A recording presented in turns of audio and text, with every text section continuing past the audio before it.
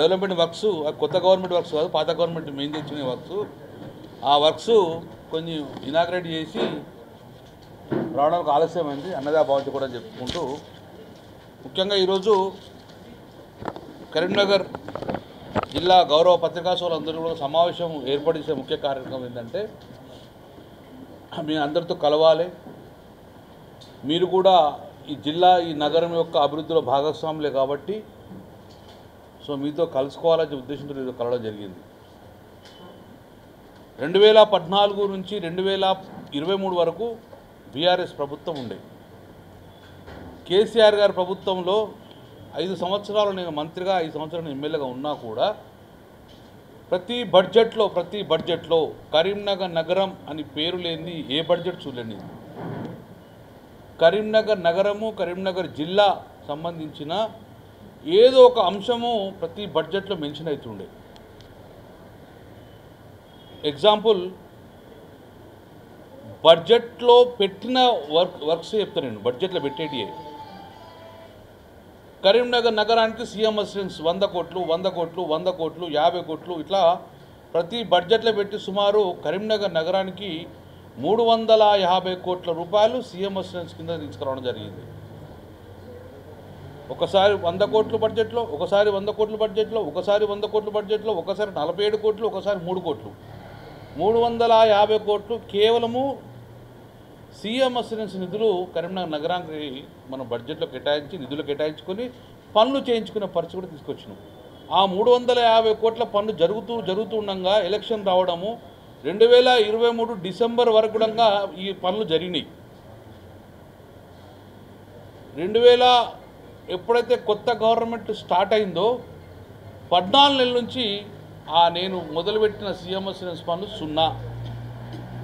ఒక్కటి కూడా ఇంతవరకు అడిషనల్ శాంక్షన్ తేలేదు. ఉన్న పనులు కూడా ఎక్కడెక్కడే ఆగిపోయినాయి.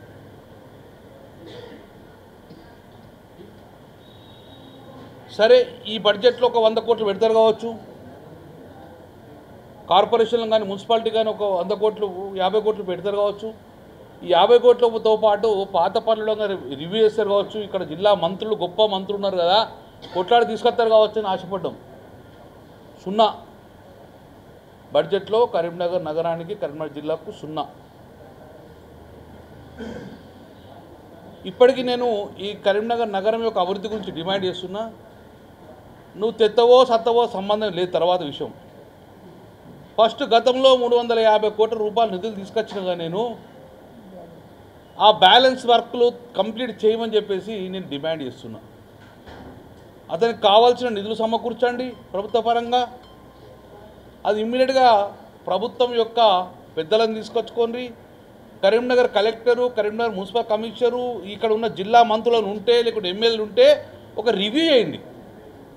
నేను గతంలో కూడా ప్రతి నెలకోసం రివ్యూ చేద్దు, మెడికల్ మీద రివ్యూ చేద్దు, టౌన్ డెవలప్మెంట్ రివ్యూ చేద్దు, అగ్రికల్చర్ మీద రివ్యూ చేద్దు, కరీంనగర్ నగరానికి నీళ్లు, కరీంనగర్ కాన్స్టిట్యూన్సీకి నీళ్లు ఎట్లా రావాలో కూడా రివ్యూ చేద్దు, ఎందుకు రావు అని రివ్యూ చేద్దు, లాస్ట్ యూరియా బస్తాలు వస్తాయా లేవని రివ్యూ చేద్దు. కానీ లేవు, రివ్యూలు లేవు. నీళ్ళు అత్తనే వస్తలేవు, ఎప్పుడు నీళ్ళు అత్తనే వెళ్తలేవు, ఏం యూరియా బస్తాలు ఉన్నది వెళ్తలేవు. కానీ నేను ఇప్పటికైనా దాని మీద ఏ బాధ్యులో మంత్రులు 3 2 4 ఎవరు బాధ్యులు కానీ కలెక్టర్ ఆఫీసులో రివ్యూ పెట్టుకొని ఇవన్నిటికీ సమస్యకు పరిష్కారం చేయమని చెప్పి నెంబర్ 1 డిమాండ్. నెంబర్ 2, సౌత్ ఇండియాని, దక్షిణ భారతదేశంలో మొత్తానికి కూడా prestigious project for Telangana is Karimnagar Maner river front. It's a prestigious project. దాన్ని మొదటిసారి బడ్జెట్లో పెట్టిన మేము. బడ్జెట్లో ఈటల రాజేందర్ మంత్రి గారు ఉన్నప్పుడు అనౌన్స్ మాట్లాడిండు కూడా ఫైనాన్స్ మినిస్టర్గా, ఇంత బడ్జెట్ పెడుతున్నామని చెప్పేసి అనౌన్స్ చేసిండు. దాని తదనంతరం బడ్జెట్లో పెట్టిన ప్రకారము మొదటి జీవో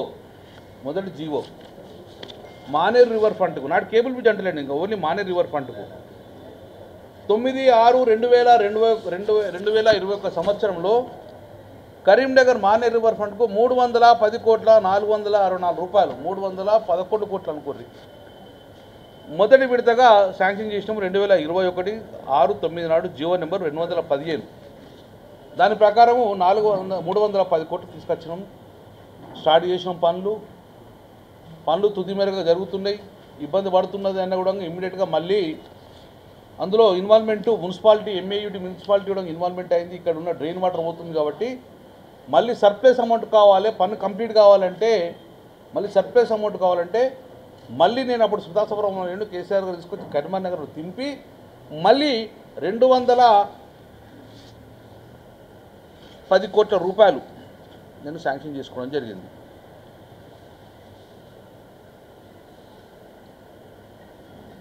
ఎస్, 214 కోట్ల రూపాయలు శాంక్షన్ చేసుకోవడం జరిగింది. అందులో 2 డిపార్ట్మెంట్ ఇన్వాల్వ్మెంట్ అని, ఒకటి మున్సిపల్ అడ్మినిస్ట్రేషన్, తర్వాత ఇరిగేషన్, 2 కలుపుకొని 214 కోట్ల జీవో కూడా దాన్ని రిలీజ్ చేయడం జరిగింది. ఆ జీవో కప్పడంగా ఇంత రియలే సార్ మీకు అఫీషియల్గా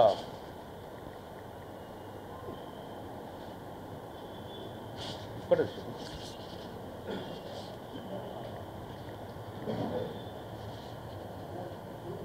ఆ జీవో నెంబర్ కాపీ అనేది 2010 సుమారు 544 కోట్ల రూపాయలతోటి మానేర్ రివర్ ఫండ్ పనులు 2 జీవోలు తీసుకొచ్చి స్టార్ట్ చేయడం జరిగింది. అందులో మానేర్ రివర్ ఫండ్లో భాగంగా 2 వైపులో వాల్స్ కట్టి మధ్యన ల్యాండ్ ఎక్వైర్ చేసుకొని చెక్ డ్యామ్ కట్టుకొని అక్కడ మొత్తం నీళ్ళు ఆపడం అనేది ఇరిగేషన్ డిపార్ట్మెంట్ ద్వారా 514 కోట్లతో స్టార్ట్ చేసినాం. అందులో బిగ్వో లాంటి ఫౌంటైన్లు కానివ్వండి, మంచి బోటింగ్ వ్యవస్థ కానివ్వండి, హోటల్స్ నిర్మాణం కోసం కానీ మళ్ళీ మున్సిపల్ అడ్మినిస్ట్రేషన్ నుంచి 100 కోట్ల రూపాయలు కూడా మున్సిపల్ అడ్మినిస్ట్రేషన్ తోటి మనం జీవో తీసుకోవడం జరిగింది. అది టూరిజం డిపార్ట్మెంట్ నుంచి జీవో నెంబర్ 181 2023 సంవత్సరం 7వ నెల 100 కోట్ల రూపాయలతో మనము టూరిజం సంబంధించిన 100 కోట్లు డివైడ్ చేసినాం. అటు 544 కోట్లు, ఇది 100 కోట్లు, 644 కోట్ల రూపాయలు పనులు జరుగుతున్నాయి. ఇప్పుడు స్టార్ట్ అయినాయి. ఈ బడ్జెట్లో ఇంకా రిమైనింగ్ అమౌంట్ ఒక 104 కోట్లు పెడతారని ఆశపడతాను. టోటల్ ప్రాజెక్ట్ కాస్ట్ 850 నుంచి 900 కోట్లు అయితే మొత్తం కంప్లీట్ అయిపోతుంది, ప్రజలకు అందుబాటులో వస్తాయి. కానీ ఈ బడ్జెట్లో కూడా దానికి ఆన్గోయింగ్ వర్క్ డెఫినెట్గా ఏ ప్రభుత్వమైన ఆన్గోయింగ్ వర్క్ కంప్లీట్ కోసము బడ్జెట్ కేటాయిస్తారు. ఆన్గోయింగ్ వర్క్ ఉన్న మానేర్ రివర్ ఫండ్ను పక్కకు పెట్టేసిండ్రు, మూసీనికి ఇప్పుడు ప్రపోజల్ స్టార్ట్ చేసింది. ఈ బడ్జెట్లో ఇచ్చి మొత్తం కంప్లీట్ చేస్తారని చెప్పి ఆశపడ్డాం, కానీ గుండుసున్న మానేర్ రివర్ ఫండ్కి ఇచ్చింది. సరే, నేనేం డిమాండ్ చేస్తున్నా అంటే, నువ్వు గుండుసన్న ఇచ్చినా పర్లేదు, నేను 544 కోట్ల రూపాయలు ప్లస్ 644 కోట్ల రూపాయలు నిధులు ఇచ్చినా కదా, దయచేసి తొందరగా కంప్లీట్ చేయండి, వెంటనే కంప్లీట్ చేయండి. 100 కోట్ల రూపాయలతోటి నేను బిగ్వోను స్టార్ట్ చేసి డైరెక్ట్ వెళ్ళి ఇప్పుడు మేము సౌత్ కొరియా కూడా పోయి మొత్తం ప్రాపర్టీ చేసి ఆల్రెడీ ఫౌండేషన్ చేయగానే స్విచ్ ఆఫ్ చేసినట్టే కొత్త గవర్నమెంట్ రాగానే పనులు బంద్. అప్పటి నుంచి ముందు కూడా పోలే, 1 రూపాయి కూడా నిధులు ఇవ్వలే. సో నేను డిమాండింగ్, నువ్వు కొత్త బడ్జెట్లో పైసలు తీసుకురావా తర్వాత విషయం. 614 కోట్ల రూపాయల నిధులు ఎలాంటి ఆటంకం లేకుండా పనులు కంప్లీట్ చేయాలని చెప్పేసి ప్రధానమైన డిమాండ్ కరీంనగర్ నగరం ఎమ్మెల్యే తరపున బీఆర్ఎస్ పక్షాన డిమాండ్ చేస్తున్నాను. ఈ జీవోలు కూడా మీకు ఇస్తా. నెంబర్ 3,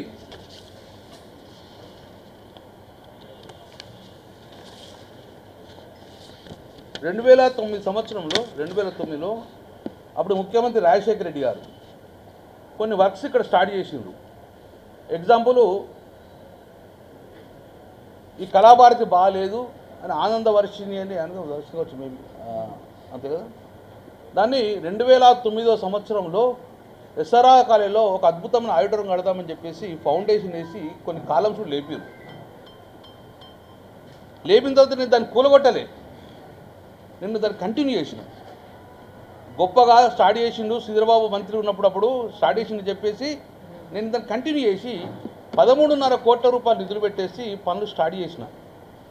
ఒక స్లాబ్ అయిపోయింది, ఒక అత్యుత్తమైన ఆడిటోరియము హై టెక్నాలజీతో కట్టిన. కదా దాన్ని ఆపేసి ఇప్పుడు మూలకు వాడేసి పక్కకు వారేసి లేదు. దాన్ని నేను డిఎంఎఫ్టీ కానీ ఎస్డిఎఫ్లో కానివ్వండి నిధులు సమకూర్చి పెడితే కూడా ఇప్పుడు ₹1 నిధులు లేకుండా పక్కకు వారేసింది.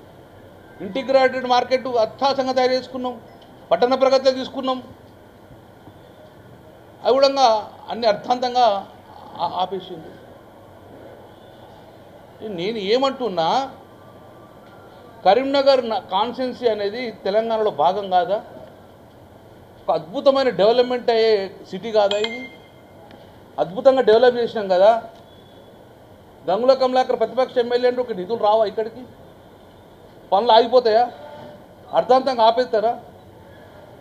అన్ని పనులు ఆగిపోయినాయి, నిధులు కేటాయిస్తలేరు. కేటాయించిన నేను తెచ్చిన నిధులు కంటిన్యూ అయితే లేవు. అందుకే 1, 2, 3 రికమెండేషన్ నేను కలెక్టర్ గారికి ఇచ్చడం జరిగింది.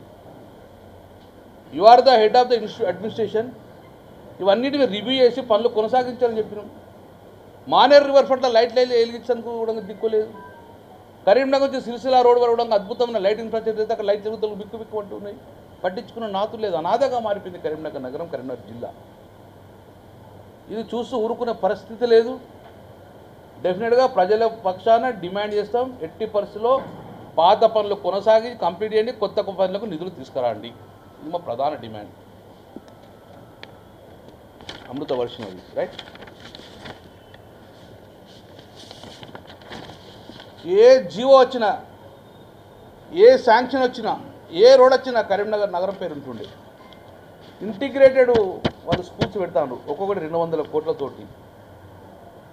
ఉత్తర తెలంగాణ అద్భుతమైన డెవలప్డ్ అయిన కరీంనగర్ టౌన్ కూడా ఇంకొకటి శాంక్షన్ చేయలేదు. అంటే గంగుల కమలాకర్ ఎమ్మెల్యే ఒకటి ఇక్కడ ప్రజలు లేరా? తెలంగాణ ప్రజలే కదా, బిడ్డలు తెలంగాణ ప్రజలే కదా. ఎందుకోసం 200 కోట్లు శాంక్షన్ చేయలేదు? ఎందుకు ఇంటిగ్రేటెడ్ అంటే మీరు రాజకీయంగా మేము చూడలే. ఆ రోజు కూడా ఒక ముఖ్యమంత్రి కేసీఆర్ ఉన్నప్పుడు దళిత బంధు కూడా బట్టి విక్రమార్క గారు కూడా దళిత బంధు శాంక్షన్ చేసిండు. ప్రతిపక్షం ఈ పక్షం చూడలే. తెలంగాణ సమాజం మొత్తం ఒకటి ఉండాలని చెప్పి చిత్రంగా ఈరోజు అన్నిటికీ శూన్యం పెట్టేసింది. ఇది ఒకవైపు కరీంనగర్ నగరం అన్ని రకాలుగా వెనకేసుకున్నారు. ఇప్పుడే గ్రామాలలో పోయొచ్చిన సాగునీరుకి ఇబ్బంది. గతంలో ఎస్ఆర్ఎస్ నుంచి నీళ్ళు వచ్చినప్పుడు 116 అనే క్రాస్ రెగ్యులేటర్ గాడు జంక్షన్, అది ఆ క్రాస్ రెగ్యులేటర్ జంక్షన్ నుంచి D86, D83, D83 నుంచి డైరెక్ట్ పోతే Manthani side, D86 Peddapalli side, D89 LMD side వస్తుంది. అక్కడ సమతుల్యంగా పాటించడం వల్ల ఇప్పుడు రోజు కరీంనగర్ మండలంలో అన్ని కూడా పంటలు ఎండిపోతాయి. లాస్ట్ 2 విడతలు పుట్టకచ్చిన దశ అంటారు దీన్ని నీళ్ళు లేకపోతే ఇంతవరకు చేసిన కూడా వృధా అవుతుంది. కాబట్టి ఈ 2 తళ్ళు కూడా నీళ్ళు ఇవ్వమని చెప్తుండగా ఈరోజు నీళ్ళు ఇచ్చే పరిస్థితి లేదు, పంటలు ఎండుతుంది. చాలా బాధాకరం, సమన్వయం లేదు. ఎవరి చేతిలో కట్టుంటే వాందికే నీళ్ళు అన్నట్టు అధికారులంగా ఇట్లా చూస్తూ కూర్చుంటే డెఫినెట్గా మేము ఇది వార్నింగ్ ఇస్తున్నాం అధికారులకు కూడా. 100% క్రాస్ రెగ్యులేటర్ కాడ వస్తాం, నిఘా ఉంటుంది. ఒక్క మా వాట తక్కువ చేసిన తీవ్ర పరిణామం ఉంటే గేట్లు ఎత్తేస్తాం, అవసరం ఉంటే గేట్లు పలగొడతాం. మరిన్ని వీడియోస్ కోసం ఛానల్ ని సబ్స్క్రైబ్ చేయండి. లేటెస్ట్ అప్డేట్స్ కోసం వాట్సాప్ ఛానల్ ని ఫాలో అవ్వండి. ఆ లింక్ డిస్క్రిప్షన్ లో ఉంది.